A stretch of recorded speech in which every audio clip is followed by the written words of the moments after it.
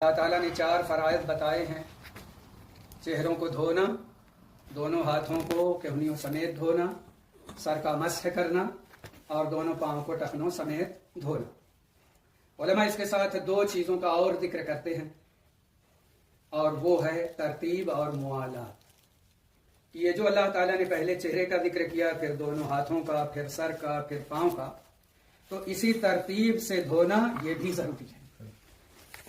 اور موالات کا مطلب یہ ہے کہ پے در پے 2 اعضاء کو دھونے میں تاخیر نہ ہو، اتنی کہ ایک سوکھ جائے یا زیادہ دیر ہو جائے، تو پے در پے دھونا چاہیے۔ اور بعض علماء ایک چیز اور ذکر کرتے ہیں، اور وہ ہے سب سے پہلے وضو کی نیت اور اس کا ارادہ، اور دوسرے علماء کہتے ہیں کہ یہ شرط ہے نیت رکھنا، تو یہ نیت بھی ضروری ہے۔ اور اس کے ساتھ یہ 6 چیزیں۔ وضو کا اہتمام بڑا اہم ہے اور اس کی بڑی تاکید ہے، اور نبی صلی اللہ علیہ وسلم اور صحابہ اس کا بڑا اہتمام کیا کرتے تھے۔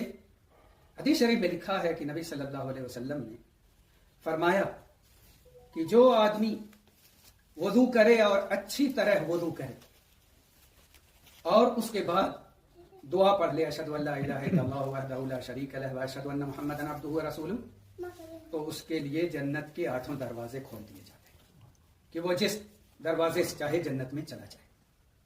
اور آپ نے یہ بھی فرمایا ہے کہ کوئی آدمی وضو کرے اور اچھی طرح وضو کرے، پھر 2 رکعت نماز پڑھے اور وہ اپنے چہرے اور دل کے ساتھ اللہ کی طرف متوجہ ہو، یعنی ادھر ادھر کا خیال نہ لائے، تو اس پر جنت واجب ہے۔ آپ غور کیجئے، اتنی عظیم بشارت وضو کے لیے۔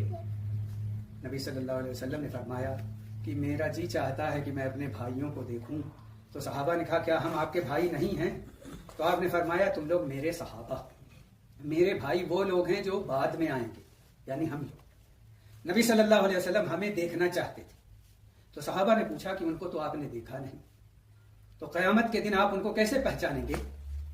تو آپ نے فرمایا آثار وضو کی وجہ سے، وضو کرنے کی وجہ سے ان کے چہرے اور ہاتھ پاؤں چمکیں گے، تو اس کو دیکھ کر کے میں پہچان جاؤں گا کہ یہ میری امت کے لوگ ہیں۔ میں ان کو بلاؤں گا کہ آؤ اور میرے ہاتھ سے تم لوگ کوثر کا پانی پی لو۔ البتہ ایک بات یاد رکھو، وہ کیا ہے؟